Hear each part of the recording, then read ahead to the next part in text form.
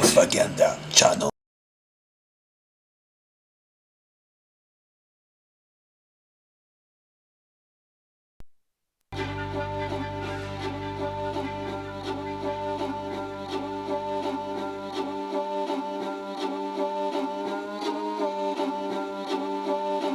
Il y a de cela des lunes et des lunes alors que la terre de nos terres était encore brune et que les pères de nos pères burinaient les runes. Chacune des contrées se sont rencontrées afin de contrer une lacune remarquée par le monarque des monarques. Ivan, désireux de laisser sa marque de commerce, voulait lever les herses afin que le commerce perce les barrières et que les sesterces s'acquièrent sans frontières.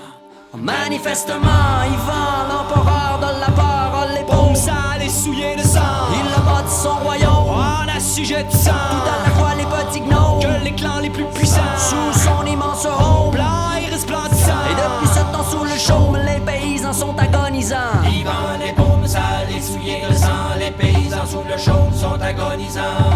Soi-disant pour remédier à ce merdier, Ivan invite à sa table tous les notables. Un seul est jugé indésirable, un incroyable nain à la barbe vénérable, en exil dans une île, coupable de n'avoir jamais fléchi l'échine devant la machine du seigneur de la rancœur de pierre qui tient rigueur à l'insulaire et l'isole dans son atoll. Les monarques unis pour abattre les clôtures se sont réunis entre quatre murs afin que le plus petit de leurs murmures meure sous le cliquetis des armures. L'or est au lord à la bataille des murailles. Au-delà du portail, c'est la ripaille pour les quelques canailles, mais pas une grenaille ne reste pour la marmaille. Mais pas une grenaille ne reste pour la marmaille. Camarades, tous aux barricades, à l'assaut de la palissade. Fini la mascarade, pas question qu'on nous mène à l'abattoir sans pouvoir savoir ce que le pouvoir nous cache dans le noir.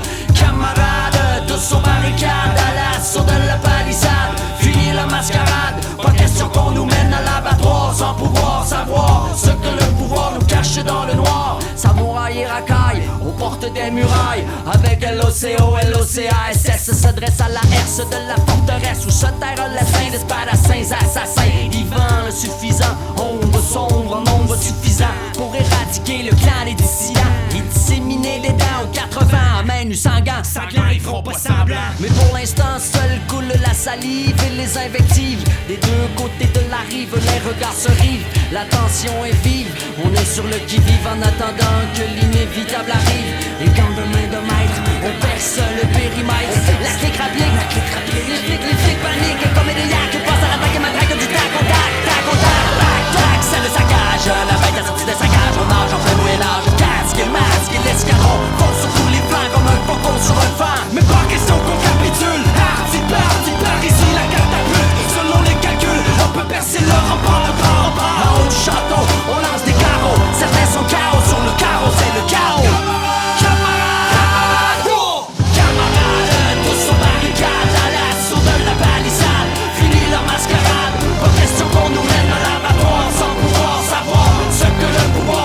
Dans le noir, camarades, tous aux barricades, à l'assaut de la palissade. Fini la mascarade, pas question qu'on nous mène à l'abattoir sans pouvoir savoir ce que le pouvoir nous cache dans le noir.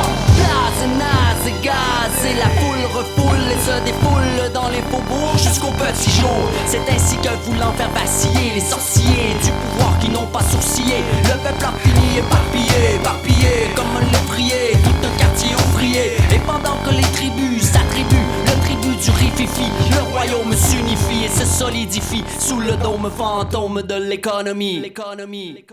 Les monarques unis pour abattre les clôtures se sont réunis entre quatre murs afin que le plus petit de leurs murmures meure sous le cliquetis des armures. L'or est au lord à la bataille des murailles. Au-delà du portail, c'est la ripaille pour les quelques canailles. Mais pas une grenaille ne reste pour la marmaille. Mais pas une grenaille ne reste pour la marmaille.